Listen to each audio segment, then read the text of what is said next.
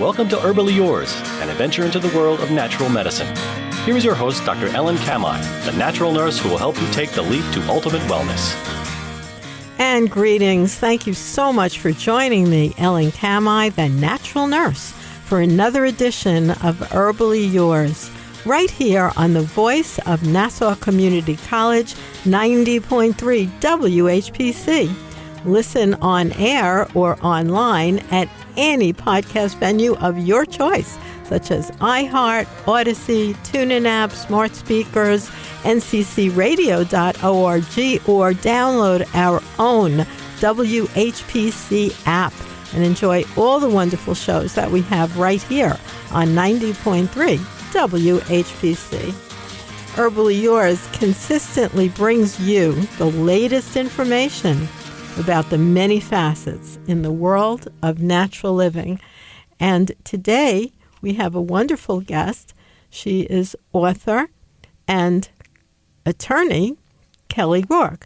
She has been on the path of natural wellness for decades, and that path has led her recently to discover the magic of a particular herb, which we're going to talk about in depth, and she wrote a beautiful book about it too, called Ashwagandha.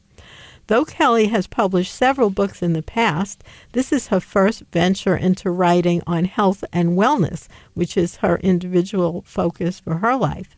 This year, she'll complete a series on adaptogens as she continues to explore their potent properties. In addition to writing, Kelley practices law and somehow also teaches yoga and meditation. Wow. She's a graduate of Georgetown, practices business law, and as a law professor taught legal research and writing, along with her other subjects. So she took that research ability and did a deep dive to write her beautiful new book on ashwagandha. So thank you so much for joining us today, Kelley Roark. Well, you're welcome. It's my pleasure to be here.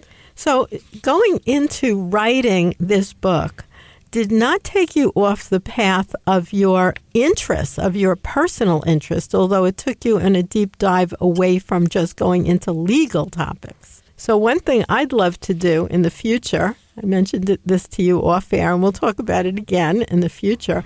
I'd love you to marry these interests of natural health and natural wellness and legal knowledge that you have so much depth of knowledge in, because truthfully, the regulatory environment in the natural products industry is a focus of mine and is something that could really use deep expertise like you have. So I'll just throw that out to you for a conversation for another day.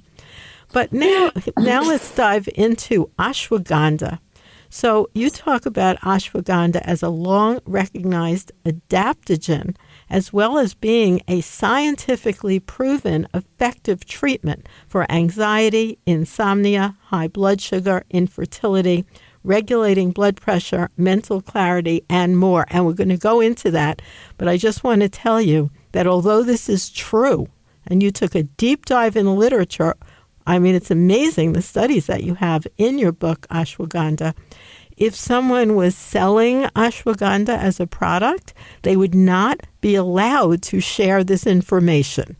So that's where the interesting legal conversation comes that is in. Shocking. It really is shocking. And you're the one that actually illuminated that for me. I know. So because you have quite a lot of knowledge about that, about the regulatory environment. And it really is shocking that these types of information are kept from people. Yes, it is. It's absolutely horrible.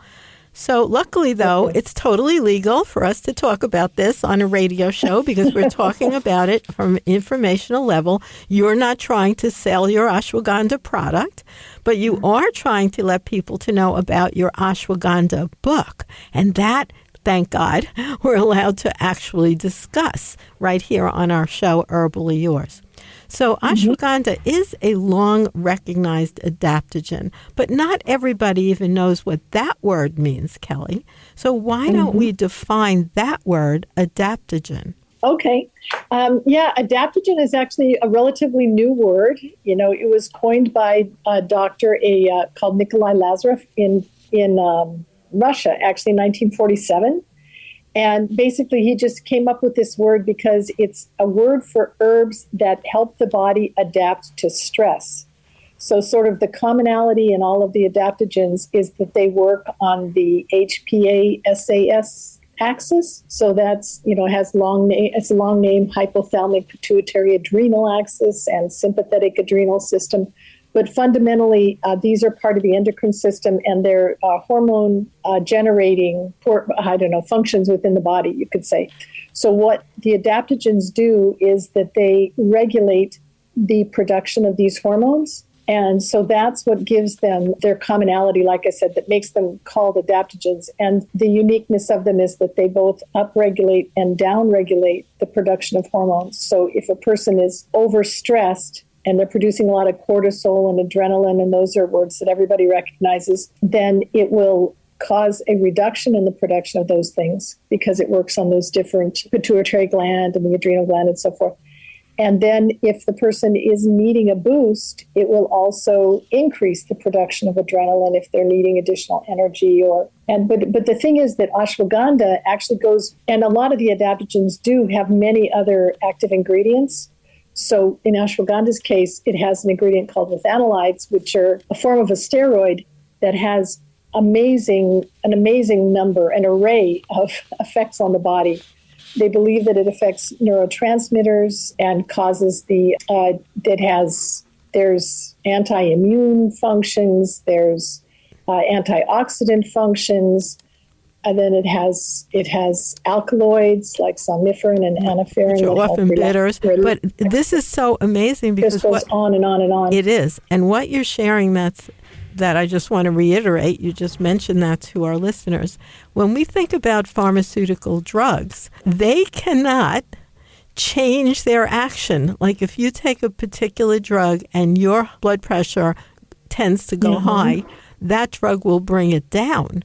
But it will not change its mind and raise it higher if you have a day or something happens or you have, certain things that you've eaten and your blood sugar gets too low. The drug's not going to reverse and bring it up. But yet, that's amazingly enough how adaptogenic herbs work. I'll give another example.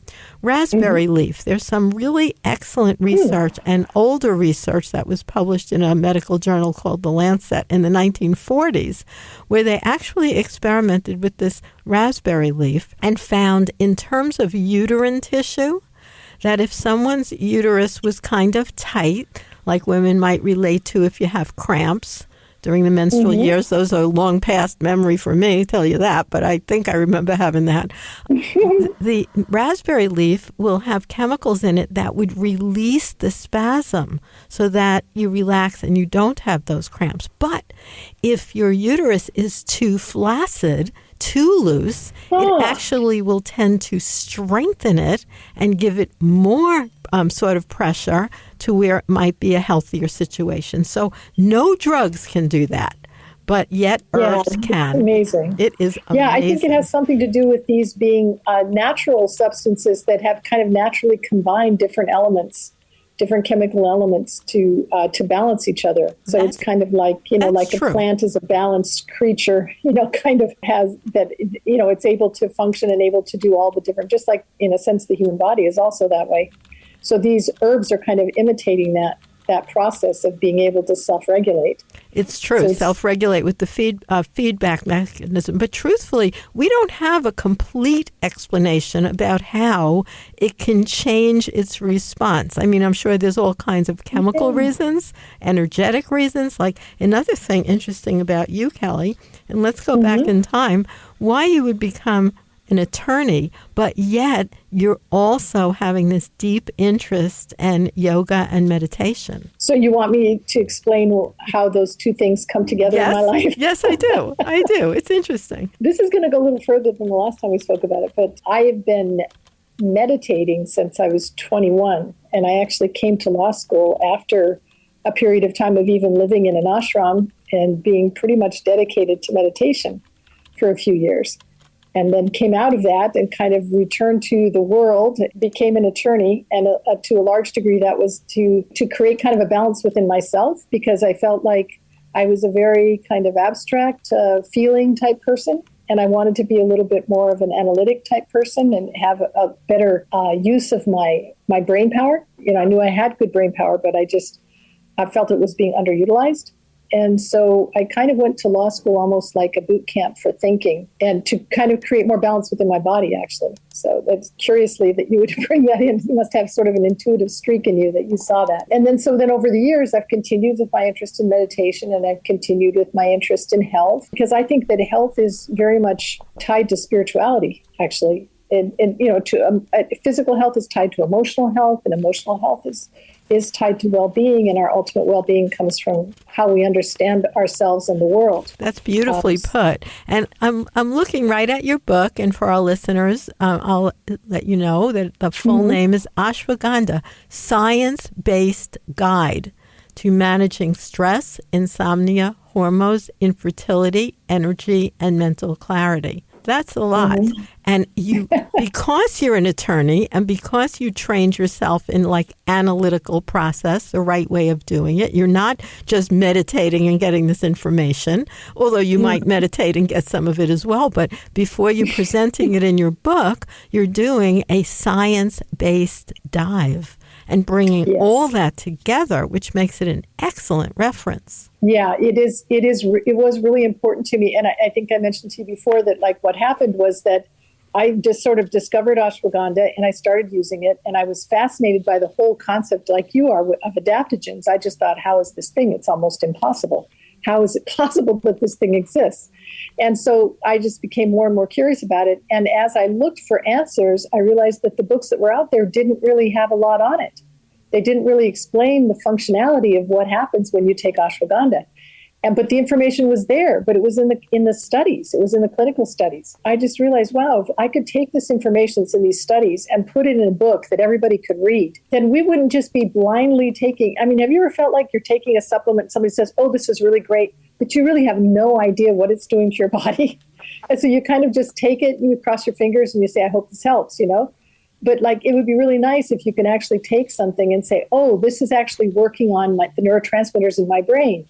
This is actually working on, the production of, this is causing my free radicals to reduce. That's why I'm feeling more relaxed. Absolutely. If you have actual explanations for why it happens, then it gives you a higher comfort level in taking something and also maybe some more guidance on how much to take and when to take it and what its long-term effects are going to be. And I just couldn't find anything that did all that. So then I decided to write it myself.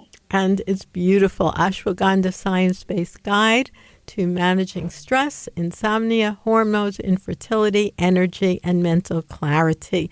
And I want to remind you listeners that you are listening to Herbally Yours on the voice of Nassau Community College, 90.3 WHPC. You can listen live online at nccradio.org or any podcast venue of your choice. And for more information on today's guest or topic, you could send us an email at whpc@ncc.edu or get in touch with me directly at naturalnurse.com. And today, our guest is attorney and author Kelley Roark, and we're talking about one of her favorite herbs. I'm sure she has many, but this one she put the time and energy into getting science-based guide and putting it together.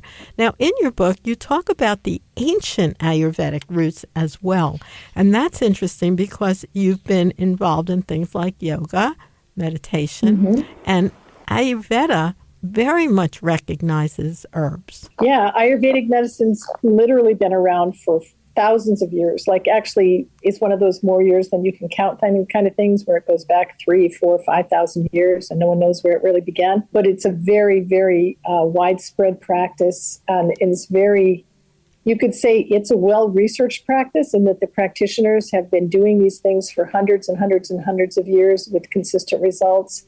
And the level of understanding of herbal remedies in Ayurvedic medicine, really, I hate to compare, but it kind of surpasses the knowledge that we have in Western medicine, kind of because of what you were saying earlier. When you take a pill, it usually will just do one thing, and that's because they've isolated an active ingredient from an herb, right? All of this stuff came from botany at one point or another. And so they take an active ingredient, they isolate it, and then they put it in a pill and they give it to you for a particular result. But the reality is that the actual plants, sometimes they need to have the other elements of the plant to balance the one that's the active, what they call the active ingredient. And even sometimes they found that, like, when they try to isolate an active ingredient for something, that when somebody takes an herb and it has a really great result, say it reduces their blood pressure. So they say, okay, which element of the thing reduces the blood pressure? So they isolate the ingredient and then it doesn't reduce the blood pressure. Then they isolate the other ingredients and they don't reduce it either. But when they put them together, it still reduces the blood pressure. So they don't really understand how it works, but there is sort of a synergy that happens sometimes within the herbs. But the Ayurvedic people understand that. So what they do is they combine herbs with other herbs, and they understand that everything is in relation to everything else. So just like the body's an organism, it's almost like plant-based medicine is kind of like an organism. So it's like it's almost like you'd have to kind of crack your brain, your Western brain, to be able to understand it, I think. Right, or open to other learnings, which you already did in a spiritual sense and an intellectual sense with your deep dive into, ashram-type living and being introduced to that. And you saw how many of those things might have helped and worked for you. And then you went sort of the other extreme into becoming an attorney, which I think is just a marvelous combination that you don't usually find together.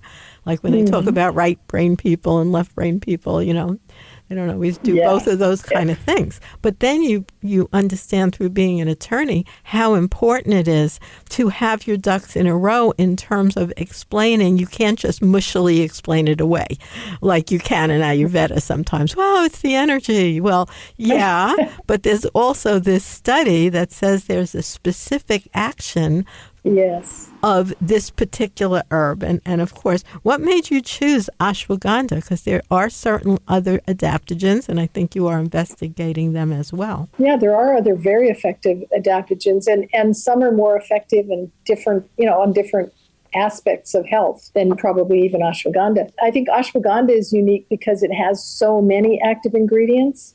I mean, I think there must be, I don't know, I guess I haven't counted, but there has to be at least 8 or 10 significant active ingredients in ashwagandha. So when someone takes it, it kind of helps everything. It helps muscular strength, it helps heart health, regulates blood pressure both up and down, opens and closes the endothelial linings in the veins, and it improves brain function, it regulates serotonin, it helps with fertility, it helps with muscle strength. And then, of course, the big one, which is stress reduction, anti-anxiety, sleep enhancement. So, there's just so many things that I just felt like, wow, if I take this one, I'm going to get all these benefits in one supplement. So how did that work for you? And I don't want you to name a brand. I don't want you to name a brand. But share with our audience, did you do the raw herb as a tea, or did you buy a commercially available capsule or liquid extract, or in what way did you use ashwagandha? I actually chose to use the powders because I wanted to be able to vary the amount that I took according to how my body responded to it. So when you're talking about a powder, I would imagine that that's a dried root powder. That's exactly right. Okay. Very good. Every single plant, a different part of it is what's used, usually medicinally, called an herb. So like if you used hawthorn, let's say, you're going to usually use that little fruit if it's a hawthorn berry, or you might use the bark and the leaf. Another plant you use, but you're not going to use hawthorn root from the hawthorn tree. But with ashwagandha, which is a plant, by the way, I grow it in Florida. It's quite beautiful. It's not a big plant. It's something to be low or a bush kind of thing. But it gets little red berries on it that some people told me look like Tic Tacs. I don't know what they look like. But you don't really use that berry as the medicinal part so much, although it is used as a food in Indian cooking. But you're using the roots. So when you share that you use the powder, I would imagine it's the roots are collected, dried, and powdered. And that's how you That's use right. Yeah. And actually with some of the more sophisticated production processes, they actually process the roots in milk. That's the traditional way, I guess, the traditional Ayurvedic way. So I won't name the company, but the company that's used in pretty much all the clinical studies, because they guarantee a 5% percentage of withanolides, which is the largest active ingredient. So for clinical studies, they want to be sure that everybody's taking the same dose. So they use that company, and that company still does it the traditional way with milk, which I think is very interesting. And that would be called standardized, right? When you're actually saying an active constituent and guaranteeing. To standardize it for all these studies that I was looking at, they were pretty much all using pills, capsules. Mm-hmm. Like I said, I like using the powder. Also, I like it because I actually created a cookbook. I haven't launched it yet. Oh. You didn't tell me that. She's holding out on me. I know. And it's actually intended to be a companion for the book, but I will definitely send you a copy as soon as I have it. Because the thing is, you can put ashwagandha in all kinds of other foods. So I also do it that way. What? I don't like just what? take it. I put it in juice. Give us a preview of this recipe book about ashwagandha that I didn't know about. Lots and lots of things. I mean, that I actually have I did international recipes for half the book, and then that's why I ended up taking longer to produce it, because the first half of the book is kind of just your basic healthy recipes. So we can have things like quinoa salad and hummus and smoothies and salads, regular salads, and hot meals like lentil soup and things like that. And then the second half of the book has these really exotic recipes. I'd have to have it in front of me to say the names of them, but they're like an Egyptian recipe or a Turkish recipe or Chinese, Thai recipe or whatever. So they're like different recipes, and basically you just add the powder in almost like you would add in a spice. So there's so many options. And tell us what you feel, just from your own experience. What is the flavor if you add that ashwagandha to in a powdered form to something? I would probably describe it as kind of a musky flavor. It's people have said, they actually say the ashwagandha, the name of it has something to do with the smell of a horse or something, and they said that it smells like a horse. I don't really think it smells bad. It's just kind of it's just kind of a musky. Yeah, earthy. Yes. An earthy, there you go, an earthy flavor. I've noticed, though, that for some reason when you combine it with coconut water, it just blends into like almost a new flavor that is really delicious, which is so strange. But I think it's because the fats maybe it combines with the fats in the coconut water. That's like one of my favorite ways to take it. So easy. But I put it into smoothies all the time, and I put it in cereal. I'll have a bowl of granola and I'll put it in. And I don't really have it doesn't have any real appreciable effect on the flavor other than that little taste of earthiness. Right. It does not have a big flavor. Like there are herbs that are very sweet. There are herbs that are very bitter, like golden seal, for instance, that has a lot of bitter alkaloids. Yeah. Ashwagandha does not. The other thing I wanted to mention, so we were talking about the roots, is that actually the leaves are also medicinal. There's another product that comes from the leaves called Withaferin A, which they believe enhances insulin sensitivity. So it helps people with diabetes. Very interesting, that hopefully in the future they'll make a point of producing, someone will make a point of producing that, with the targeted audience of people with diabetes, because that's very helpful. And they also believe that it may that particular thing reduces tumors. Like for people that have, malfunctioning cells in their body, it'll also re-regulate those and reduce tumors. So it could help decrease the development of tumors. It helps to balance blood sugar. It helps to not bring down stress, because stress happens, but bring down your body's reaction to stress.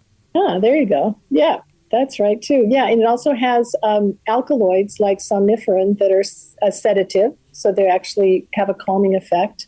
So these are the other things that kind of complement, Anapherine, which is another alkaloid, also regulates blood pressure. Flavonoids are antioxidants, so they kill off the free radical response.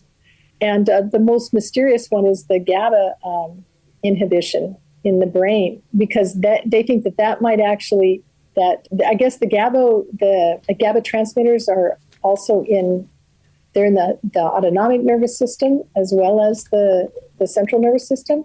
So it affects your heart and your intestinal system and your muscles, and they think that's why it may help with endurance. Right. Even on a drug base, they use GABA aminobutyric acid very often as something that people take. But if you take it as part of the herb, it actually works better because it has all, like you said, these other related compounds that help with absorption and with the wanted effect. And there's so few unwanted effects if people want to try ashwagandha. There's never, somebody can be allergic to anything, but very few reports of adverse effects. Very true. Yeah, I noticed that in none of the studies but I couldn't find an adverse effect in any of the studies. The only adverse effect that anyone had ever mentioned, and they have studied it several times, is that seems to come up. I mean, I can't say the only one, because there are contraindications. If you have liver problems, of course, almost many herbs and medicines are not a good idea. But if you have hyperthyroid, it's not good, because ashwagandha definitely helps enhance thyroid activity. So it's like if you're hyperthyroid already, if you're hypothyroid, it's fantastic. Right. If you have to be careful of interaction, of course, with other drugs. And if you have an autoimmune disorder, or if you have prostate, I think this was interesting, because it increases the production of testosterone.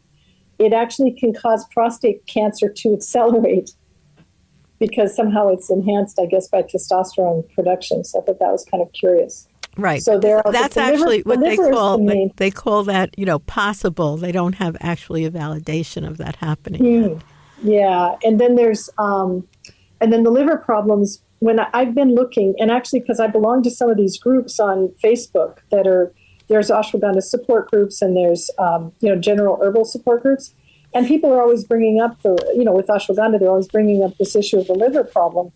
And so I've been really trying to find more information. I put information in the book on it. I put several studies. Yes, but I've been trying hard to find more, and I'm really having trouble finding any validation for this idea of the liver problem. Well, we're going to have to stop, because see how fast the show went. But I did want to thank you so much for being our guest today, and so many studies and how to use it correctly for so many different issues that you may want support for. So the book is Ashwagandha, Science-Based Guide to Managing Stress, Insomnia, Hormones, Infertility, Energy, and Mental Clarity. And it is written by our guest today, attorney Kelley Roark, and that's Roark. And we'll have a live link where you can find out more. So thank you so much for joining us today. Once again, right here on Herbally Yours, produced in the studios of 90.3 WHPC, Nassau Community College, Garden City, New York. For further information, email us at whpc@ncc.edu. This is your host, Ellen Kamhi at naturalnurse.com, inviting you to join us again next week for another edition of Herbally Yours. Until then, stay healthy.